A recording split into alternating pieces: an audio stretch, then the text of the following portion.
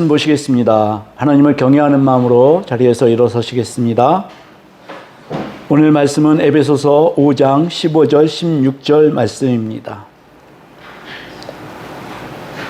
네, 우리 한 목소리로 함께 또박또박 읽겠습니다. 시작.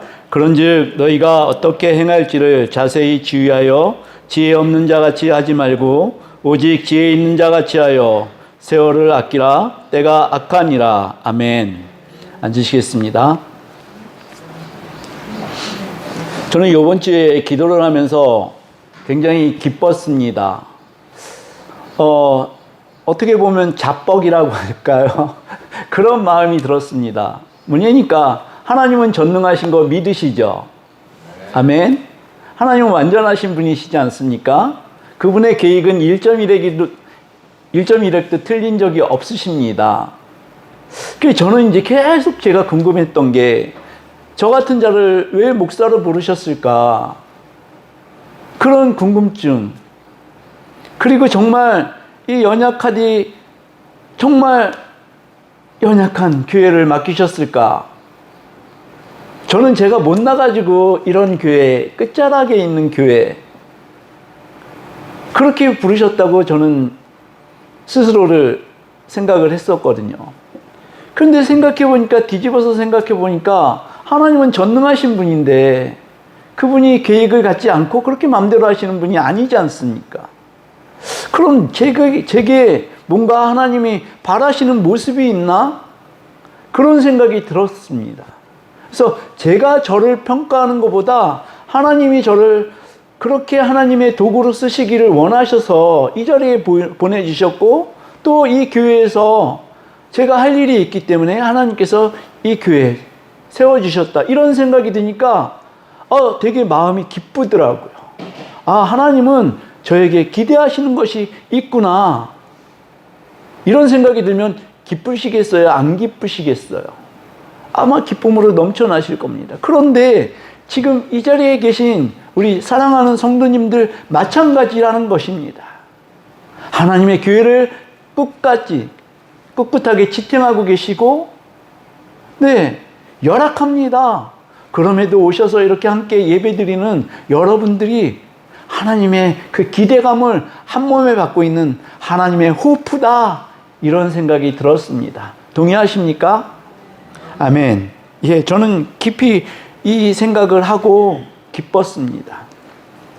오늘 본문 15절의 말씀은 그런즉 너희가 라고 시작을 합니다. 이 그런즉이란 말은 앞에 14절과 함께 연결되어질 수 있는 것을 우리가 쉽게 간파할 수 있는 부분인데 이 말씀을 해석을 하게 되면 너희가 행할 때에 주의하여서 깊게 생각하고 주의하여서 행동하라. 이런 뜻입니다.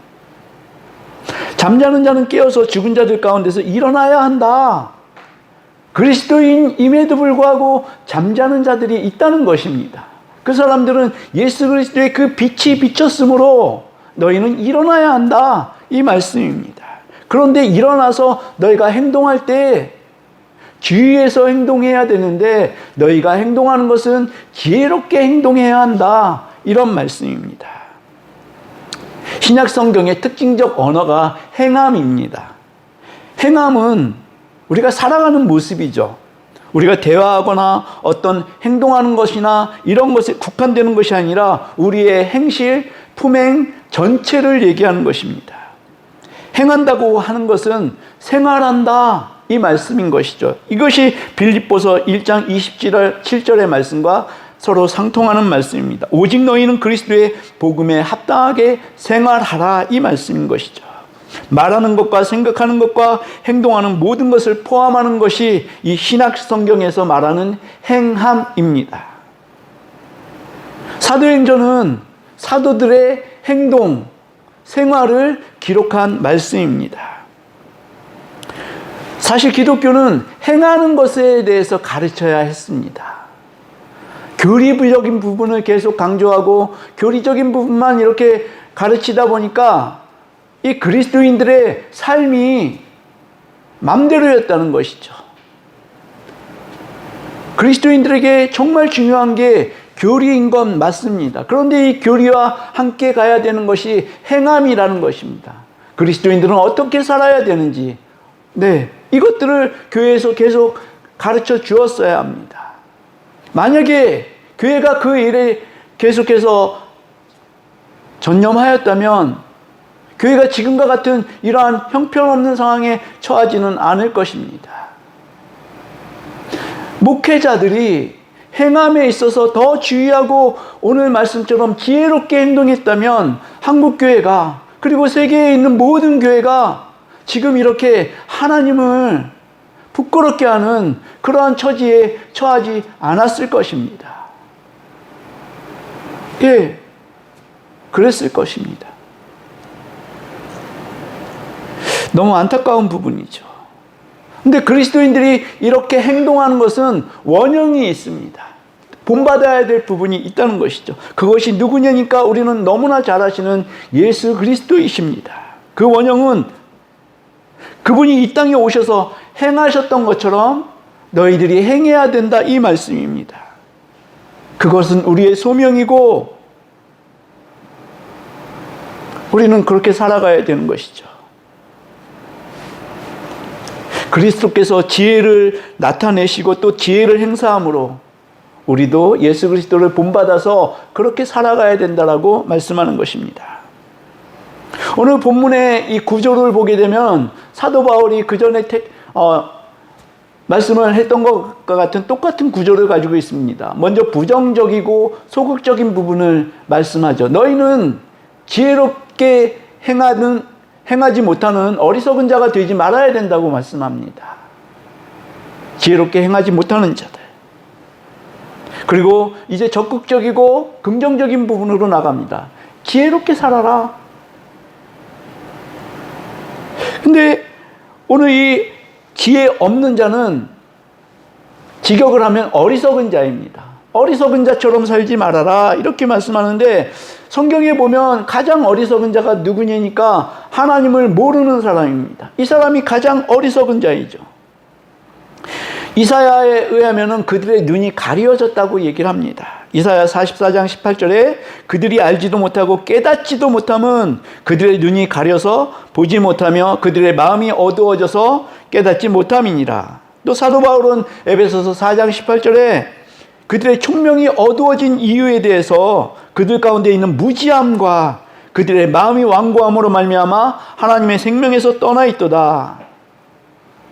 눈을 가린 존재는 사탄이라고 또 고린도후서에서 바울이 말합니다. 고린도서 4장 3절에서 4절, 만일 우리의 복음이 가리었으면 망하는 자들에게 가리어진 것이라. 그 중에 이 세상의 신이 믿지 않은 자들의 마음을 혼미하게 하여 그리스도의 영광의 복음의 광채가 비치지 못하게 함이니 그리스도는 하나님의 형상이니라.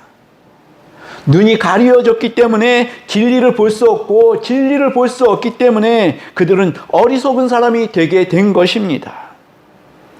근데 어리석은 사람들은 이 행동하는데 어떤 근거가 있습니다.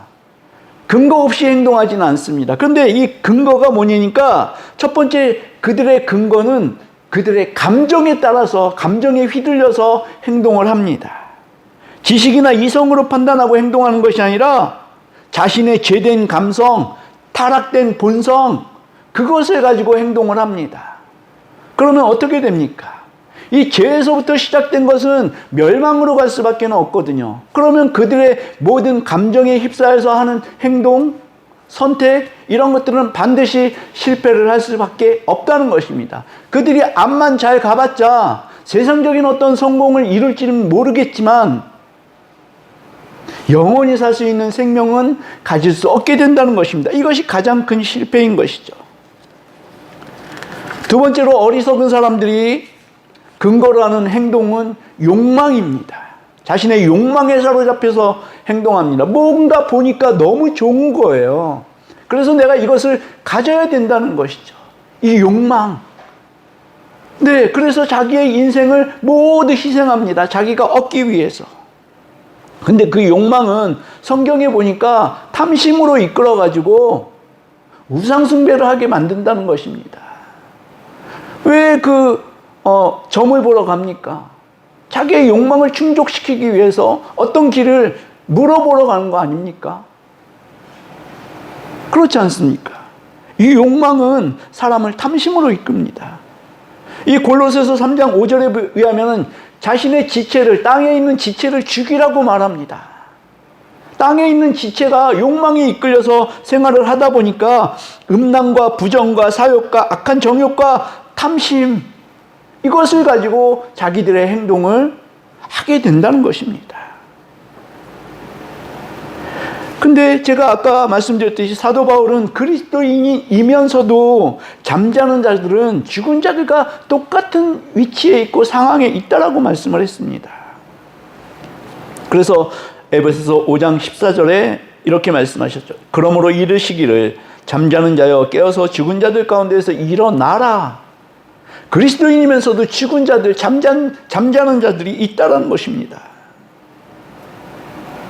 또 어리석은 사람을 지배하는 것은 자신의 충동과 본능입니다. 지성과 이성과 생각하는 것을 포기하고 그저 충동적으로 일하는 사람들이 많습니다. 제가 옛날에 그랬습니다. 아니 근데 이거는 사람의 천성하고 연결이 되어 있어서요 쉽게 고치지 못하는 것 같아요. 뭐가 계획하고 생각하고 이래야 되는데 그 성향이 그런 사람들이 있습니다. 근데 처음에는 이 충동과 본능 때문에 와, 저 사람 참 기발하다 이런 어떤 평가도 받을 수 있습니다. 하지만 이 충동과 본능에 의해서 행위를 결정하는 사람들은 이 앞날을 예상할 수가 없습니다. 어디로 튈지를 모르는 사람이 됩니다. 중구난방이 되어져 버리는 것이죠. 그러면은 주위에 있는 사람들은 헷갈립니다. 이 사람이 이번에는 어떤 결정을 내릴까? 이런 사람들이 많아질수록 세상은 더 혼란스러워질 것입니다.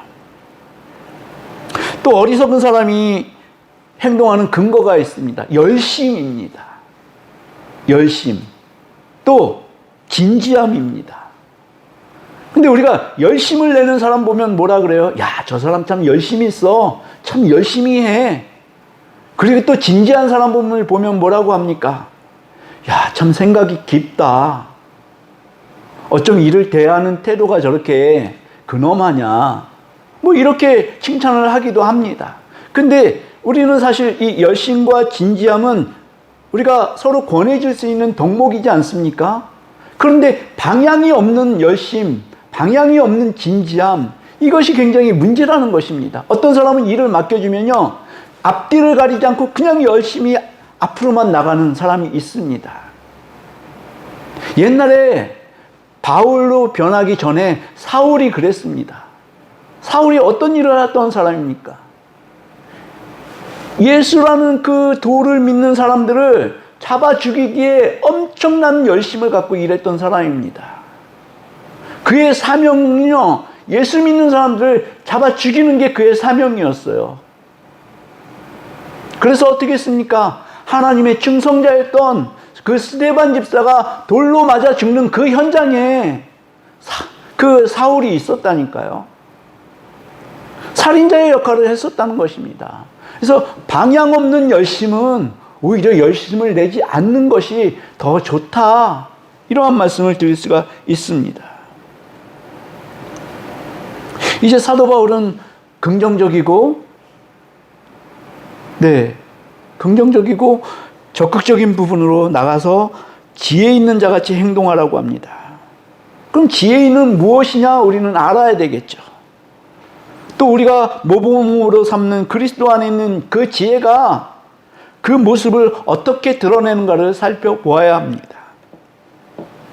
성경에서 말하는 지혜는 우리가 흔히 이렇게 생각합니다. 세상에서도 이 지혜란 말을 되게 좋아하죠. 아마 이 지혜라는 말은 언어 중에서, 세상 사람들이 쓰는 언어 중에서 가장 최상위에 있는 언어일 것 같습니다.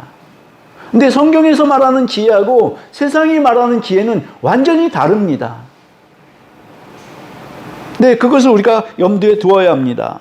우리는 보통 지적 능력이 굉장한 사람들을 지혜롭다라고 얘기를 하기도 합니다.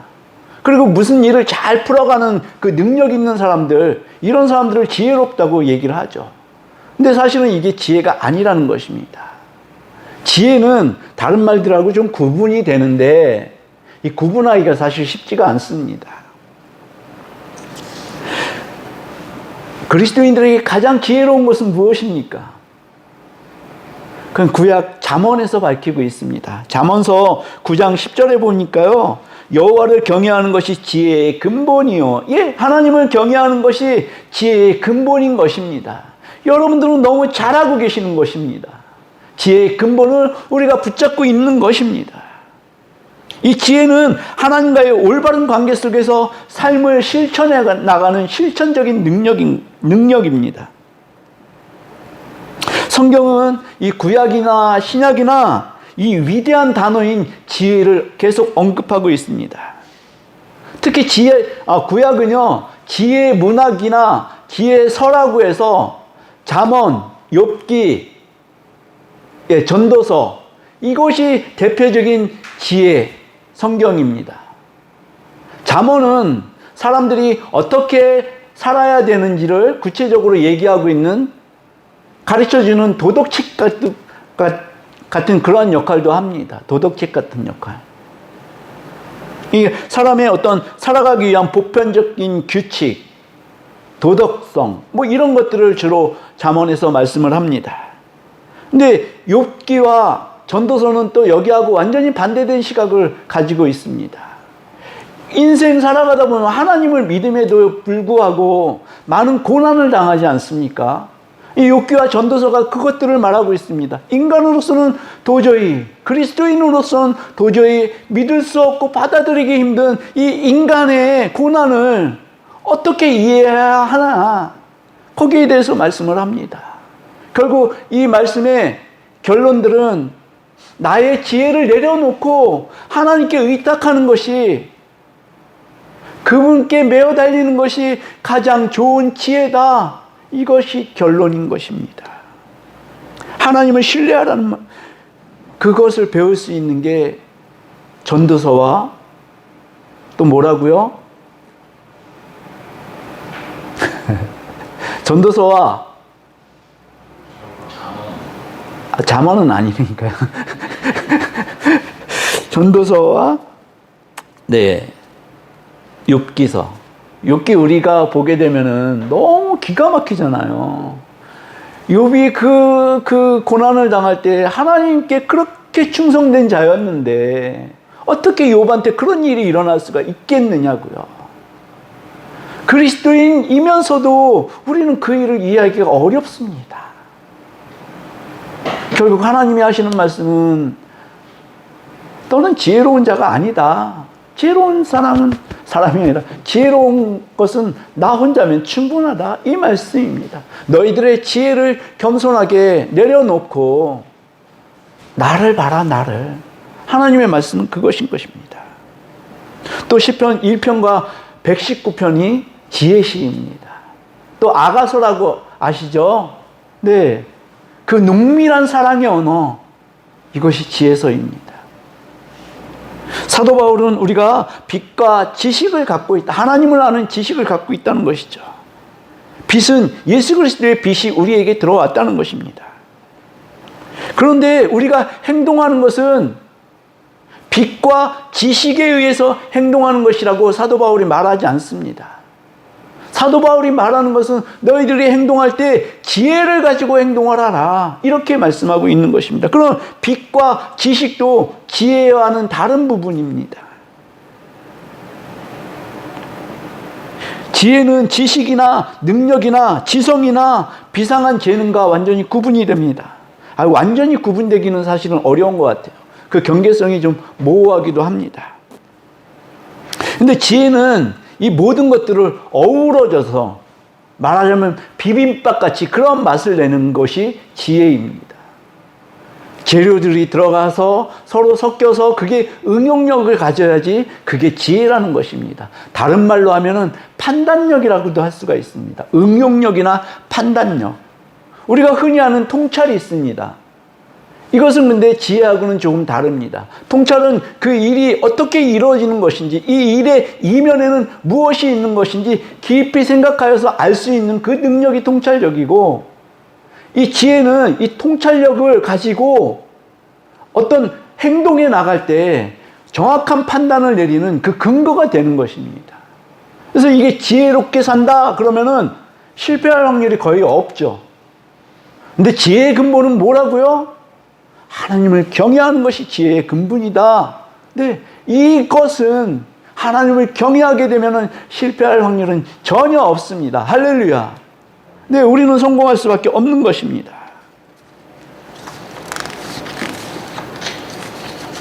여기 굉장히 중요한 말씀이 있습니다. 고린도전서 1장 18절에서 25절. 이게 말씀이 기니까요. 우리 함께 봉독을 할 텐데요. 말씀이 기니까 좀 무슨 말씀인지 이해하기가 어려울 것 같습니다. 그런데 말씀의 핵심은 그렇습니다. 부르심을 입은 자만 하나님의 지혜를 만나게 된다는 것입니다. 우리 함께 생각을 하시면서 또박또박 18절부터 25절까지를 함께 읽겠습니다. 시작. 십자가의 도가 멸망하는 자들에게는 미련한 것이요 구원을 받는 우리에게는 하나님의 능력이라. 기록된 바 내가 지혜 있는 자들의 지혜를 멸하고 총명한 자들의 총명을 폐하리라 하였으니, 지혜 있는 자가 어디 있느냐? 선비가 어디 있느냐? 이 세대의 변론가가 어디 있느냐? 하나님께서 이 세상의 지혜를 미련하게 하신 것이 아니냐? 하나님의 지혜에 있어서는 이 세상이 자기 지혜로 하나님을 알지 못하므로 하나님께서 전도에 미련한 것으로 믿는 자들을 구원하시기를 기뻐하셨도다. 유대인은 표적을 구하고 헬라인은 지혜를 찾으나 우리는 십자가에 못 박힌 그리스도를 전하니, 유대인에게는 거리끼는 것이요 이방인에게는 미련한 것이로되 오직 부르심을 받은 자들에게는 유대인이나 헬라인이나 그리스도는 하나님의 능력이요 하나님의 지혜니라. 하나님의 어리석음이 사람보다 지혜롭고 하나님의 약하심이 사람보다 강하니라. 아멘. 하나님의 능력이 그리스도라고 하면서요, 또 하나님의 지혜가 그리스도라고 하십니다. 네, 예수 그리스도는 하나님의 능력이시고 예수 그리스도는 하나님의 지혜인 것입니다. 부르신 사람들은 이것을 알 수 있다는 것입니다. 성경에서 말씀하는 지혜. 네, 성경은 하나님을 모르는 것이 가장 어리석은 것이라고 합니다. 그런데 세상에 지혜로운 사람들은 세상의 이치를 다 깨고 있다고 하면서도 하나님이 계신지, 하나님이 정말 만물의 창조자이신지 이것을 모른다는 것입니다.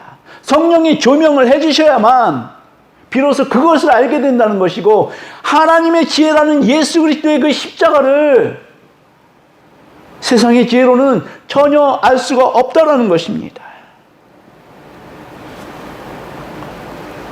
십자가의 도가 멸망하는 자들에게는 미련한 것이요 구원을 받는 우리에게는 하나님의 능력이라. 그럼 우리는 어떻게 하면 지혜롭게 살 수 있겠습니까? 이건 굉장히 중요한 문제죠.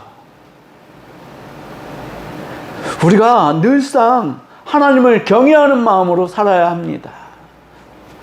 코람데오, 내가 하나님 앞에서 지금 현재 하고 있는 이 행동이 맞는 것인지, 그런데 이게 우리가 하나님을 경외함에도 불구하고 선을 행하고 좋은 일을 행하는 게 왜 그렇게 어려운지요. 아침에 수박을 자르면서 그 뒷동에 사시는 아주 어떤 어르신 한 분이 생각났습니다. 그래서 이분에게 이걸 좀 갖다 드리고 싶은데 날씨가 더워서 나가기가 싫습니다.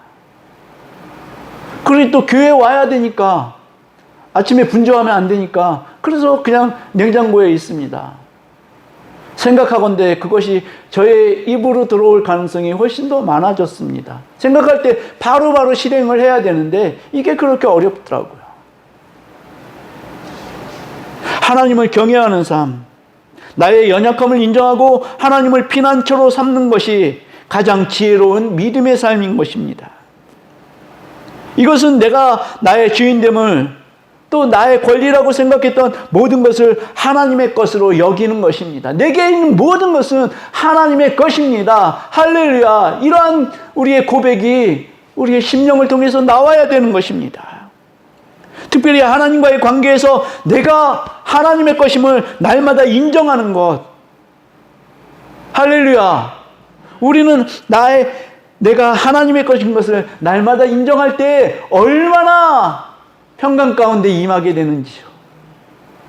그래, 너는 내 것이지. 너는 내 아들이지. 우리가 기도할 때 그런 음성 듣지 않습니까? 내 마음에 한평하였어. 네, 기도할 때 그런 음성을 듣거나 그런 생각과 맞닿을 때 우리의 심령은 세상의 어떤 고민이나 이런 것들이 완전히 사라지는 것을 경험하게 됩니다.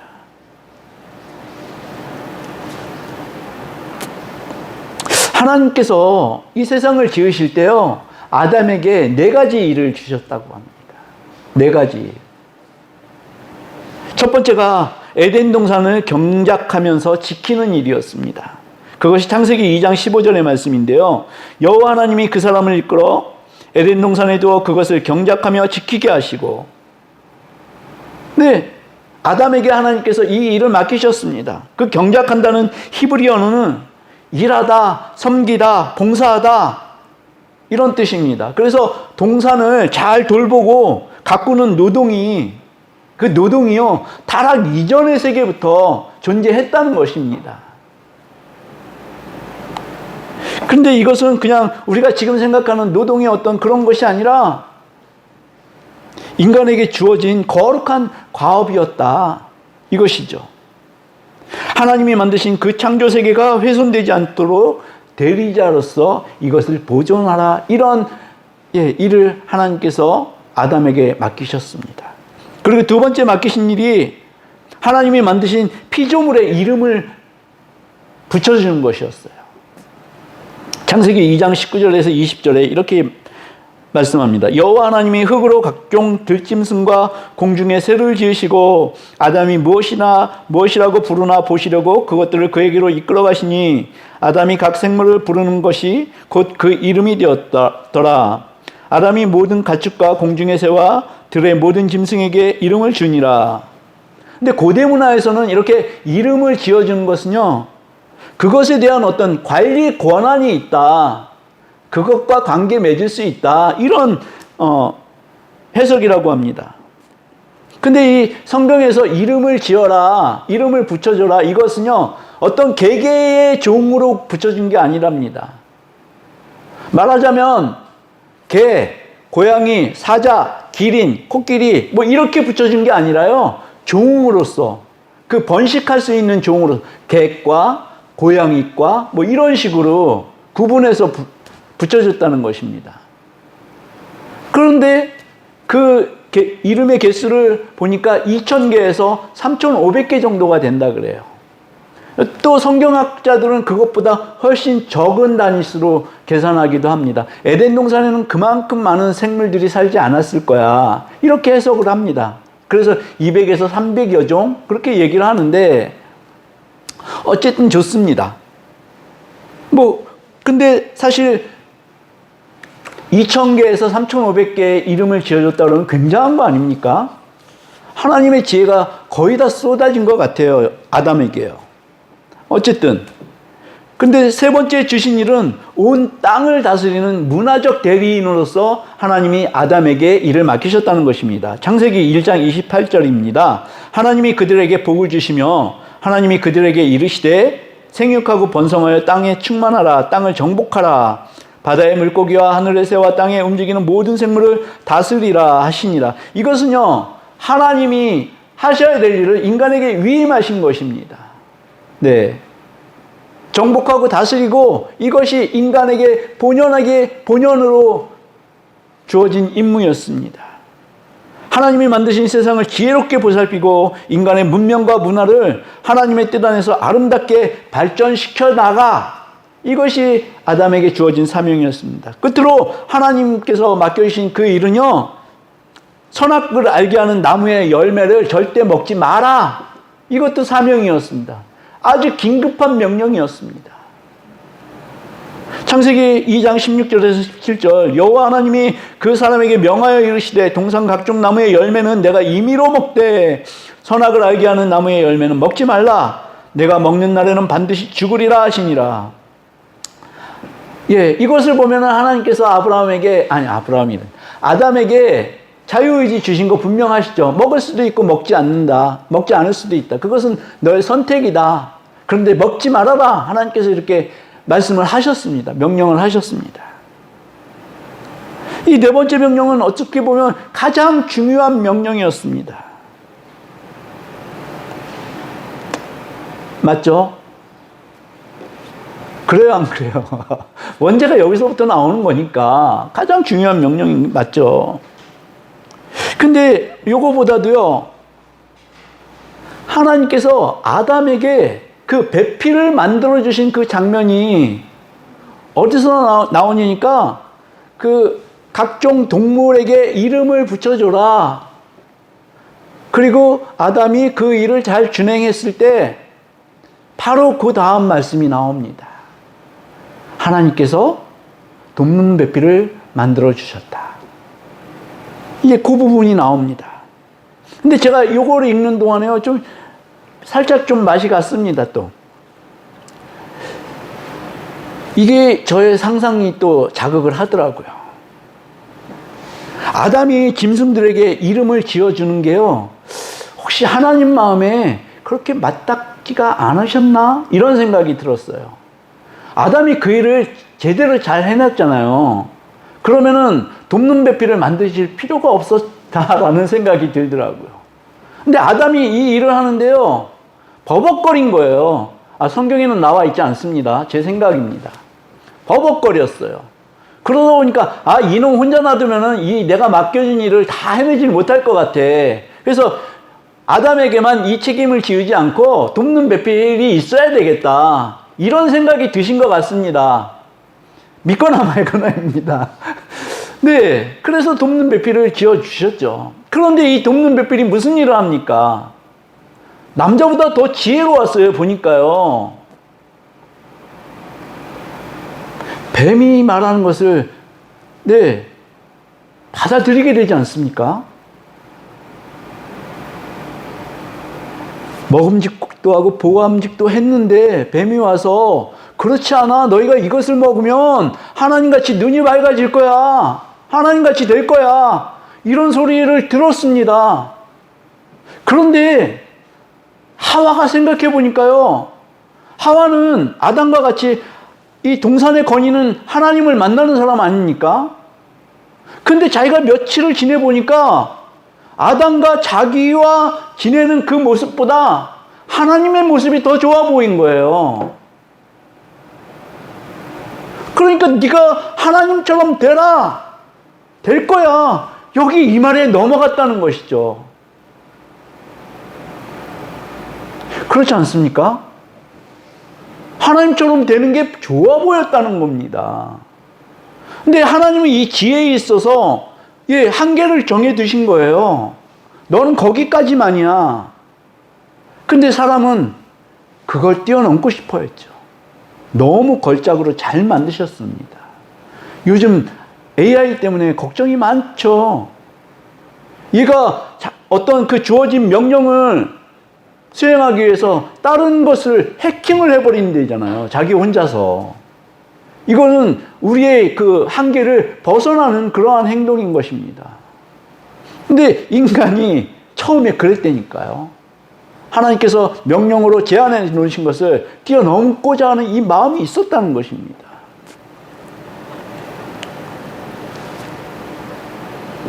하나님께서는요, 전혀 이것에 대해서 기뻐하지 않으셨어요. 근데 인간은 스스로가 더 높아지기를 원했던 것이죠. 그래서 그 탐심이나 이런 것들이 우상숭배까지 가게 된 것입니다.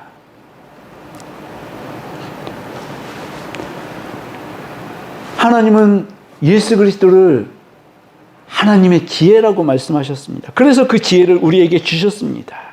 근데 그 예수 그리스도의 지혜를요, 제가 찾아보니까요, 그분이 무슨 일을 행하셨고 이것이 아니라요, 그분의 지혜는 순종이었습니다. 순종.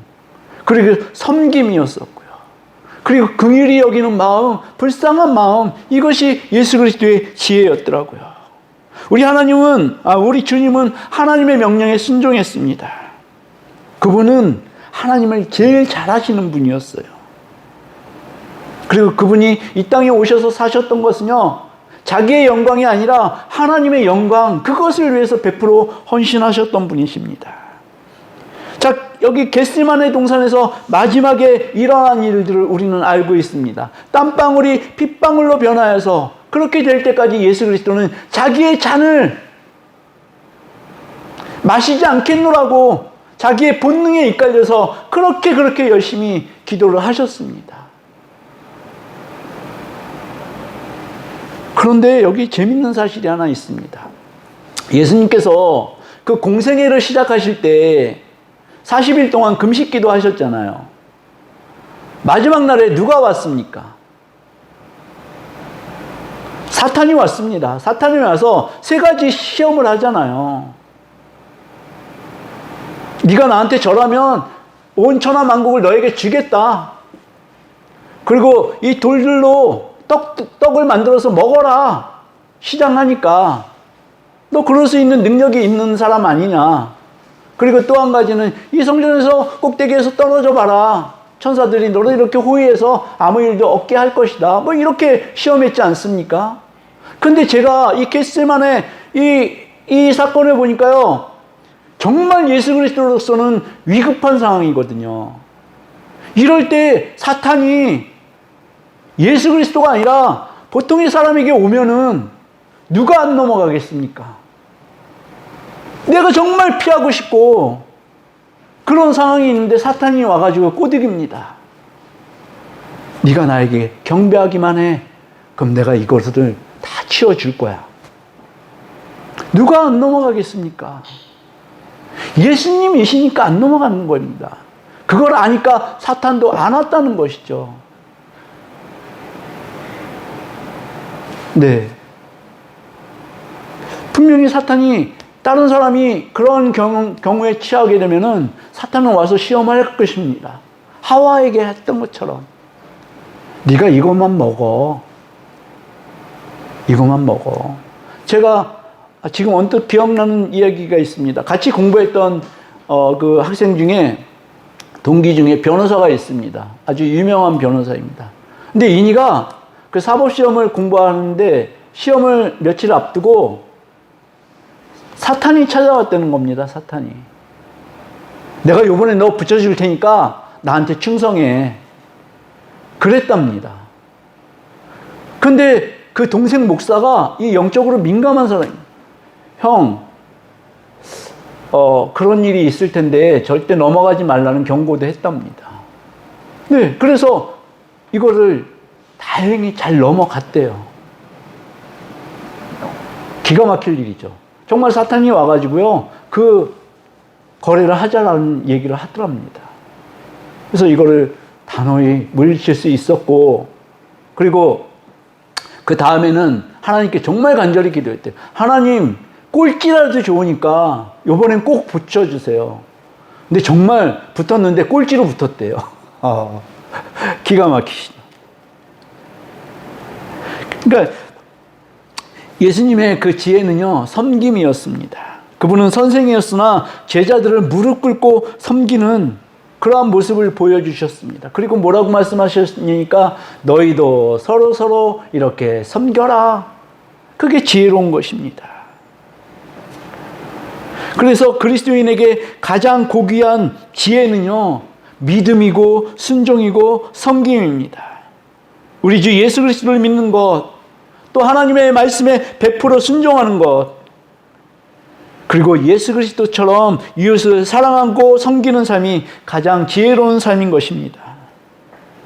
결국은 나에게 집중하지 않고 하나님께 집중하고, 나는 죽고 나에게서 예수 그리스도만 사시는 것. 우리 그리스도인은 이런 지혜로서 세상에 하나님을 보여주어야 하는 것입니다.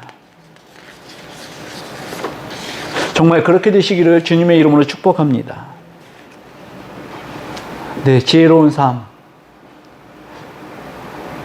여러분들 모두가 순종하고, 그리고 이웃을 사랑하고 섬기며 그러한 삶으로 정말 지혜롭게, 지혜 깊게 행동하는 저와 여러분들이 되시기를 주님의 이름으로 축복합니다. 아멘. 우리 함께 찬양하시겠습니다.